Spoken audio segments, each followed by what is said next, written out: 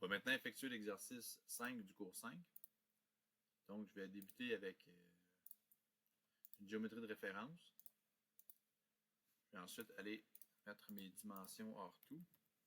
Je vais dessiner la moitié du profil. Je vais ensuite faire une symétrie. Et je vais extruder le profil de base. Donc, on va aller réaliser ici la forme du profil.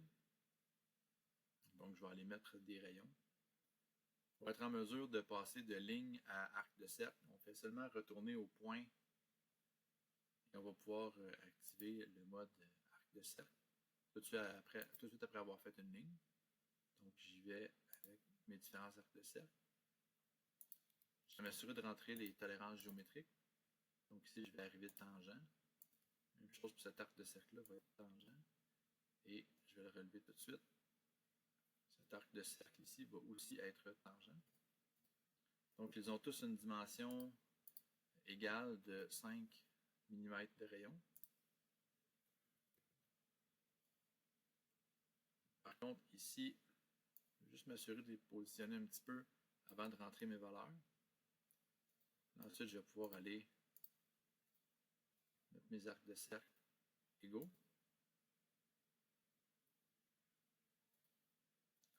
Donc, arc de cercle 5, arc de cercle 5, arc de cercle qui est égal ici à 5. Donc maintenant, je dois juste m'assurer que tous les points ici sont à l'horizontale pour avoir une forme régulière. Et ça va me générer le profil, la moitié du profil. Je vais ensuite pouvoir aller faire une symétrie de mes éléments par rapport à l'axe central que j'ai dessiné au début. Je vais me retrouver ici à avoir mon esquisse complète. Donc là, ici, si on se trouve à avoir une surcontrainte, c'est lorsqu'on fait la symétrie. Des fois, il y a des éléments qui se dédoublent. On peut aller faire diagnostic. Le logiciel va nous donner une suggestion des différentes corrections qui sont possibles. Et là, voyez-vous ici, j'ai une tangente de trop. Je vais accepter. Puis là, je vais me retrouver avec une esquisse totalement contrainte qui n'est pas surcontrainte. Je vais pouvoir sortir de mon dessin. Je vais maintenant aller faire une extrusion sur une largeur de 35 mm. Je vais vouloir garder mon plan d'esquisse dans le centre de ma pièce, donc je vais me mettre plein milieu pour extruder de part égale de chaque côté ma géométrie. Je vais ensuite rajouter les différents congés. Donc, aux extrémités, ici, j'ai des congés de 2 mm. Je vais changer ma valeur, m'assurer que je suis en aperçu intégral. Et on voit que ça a bien fonctionné. J'avais confirmé mon choix. Je vais ensuite créer la coque. Donc, mes murs vont avoir une épaisseur ici qui va être déterminée par la valeur qui est ici. Je vais faire montrer l'aperçu. Là, ici, je vais pouvoir rentrer la valeur de ma coque qui se trouve à être 1 mm. Donc là, voyez-vous, on a une prévisualisation qui nous confirme que tout fonctionne bien. Je vais aller effectuer mon esquisse pour mes enlèvements de matière extrudés ici. Je vais utiliser le plan de face.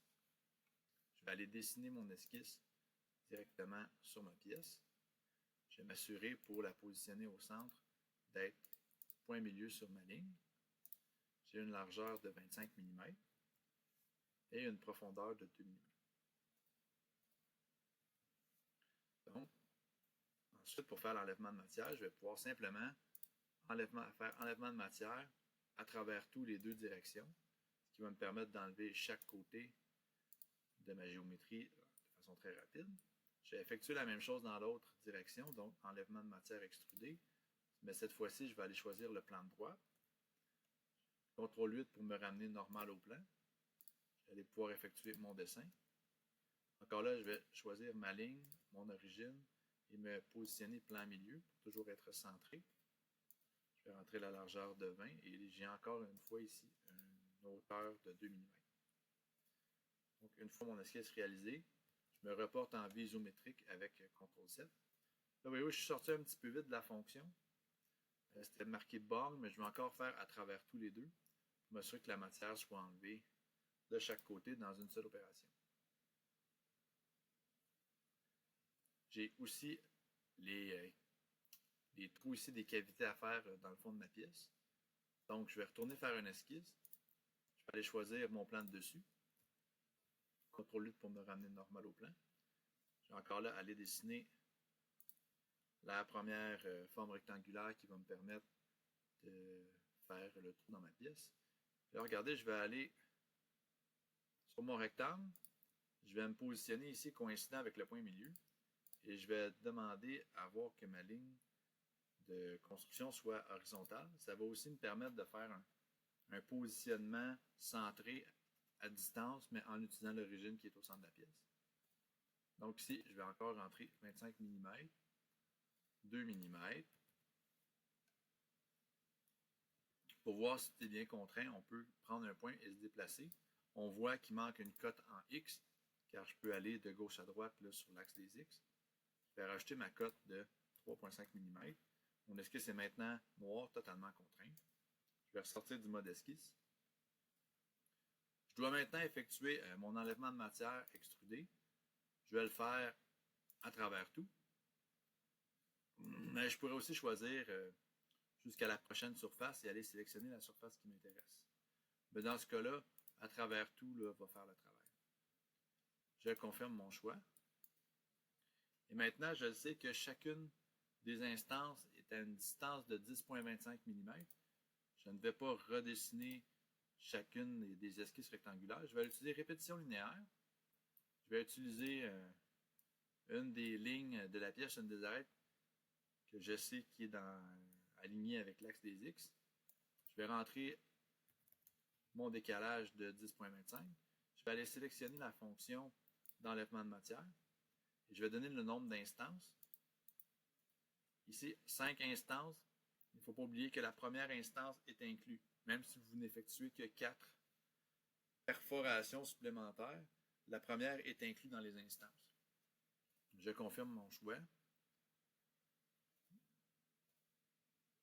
Et je trouve avoir presque la totalité de ma pièce qui est complétée.